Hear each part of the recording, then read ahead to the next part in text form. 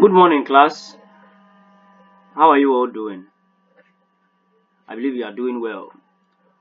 Today is the second lecture on government and labor laws. Government and labor laws. For our lesson outcomes, at the end of the lesson, I expect students to be able to elucidate the living wage. Secondly, I expect students to be able to explain overtime pay. And lastly, students should be able to understand the Pension Act. Remember the Pension Act we mentioned in our previous lesson. And the Pension Act 2003 651. Great. So let's look at our outline. So we will look at living wage. We will also look at overtime pay, and thirdly we will look at Pension Act. Starting with living wage. Living wage. Living wage is the minimum income necessary for a worker to meet his or her basic needs. That is food, housing, clothing, transport, healthcare, and education. So that is the minimum income necessary for a worker to meet his or her basic needs.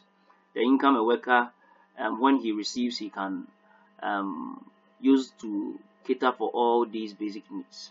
So a living wage is more or less like the take-home pay received by a worker for a standard work week, sufficient to afford the worker and his family a basic but decent standard of living in a particular location. So the worker can meet his basic needs, and the needs must be decent. The wage he will receive will not be income he will use for ostentation, luxuries, and other things. But as for his basic needs, food, water, housing, clothing, he will be able to meet it decently.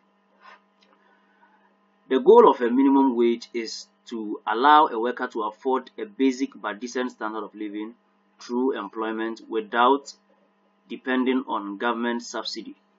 So, as you can see, there is a bit of difference between living wage and minimum wage. Minimum wage we discussed in our previous lesson.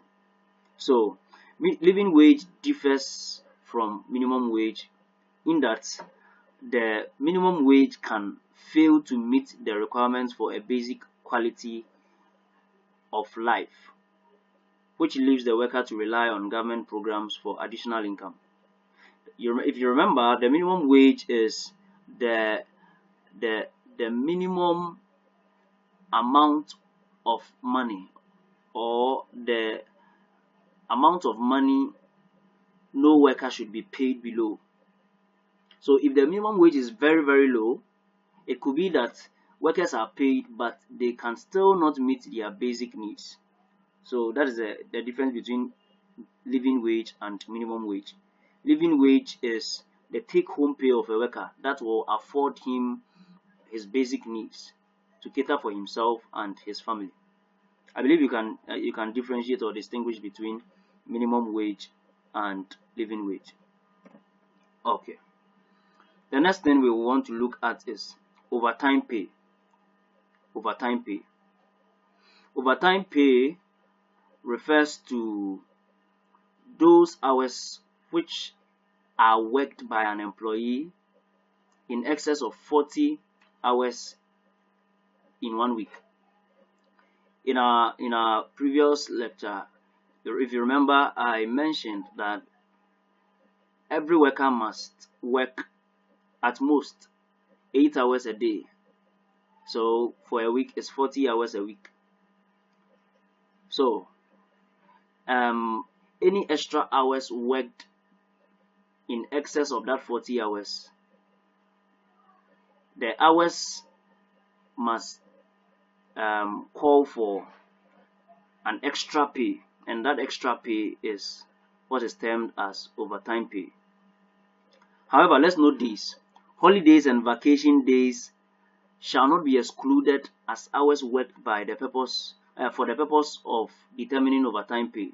So holidays and vacations shall be included as hours worked for the purpose of determining overtime pay. Let me emphasize on it.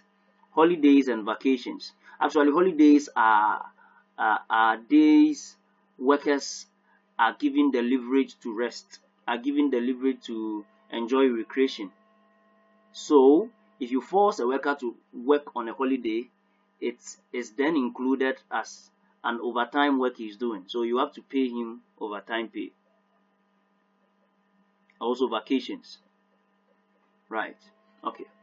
And the last thing I would want to make mention of is that hours worked in excess of 40 hours in a work week, according to the labor law, shall be compensated at 1.5 times an employee's regular rate of pay.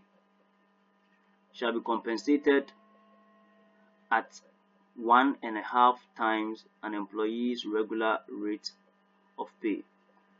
We'll continue in the next recorded lecture. Thank you for your attention.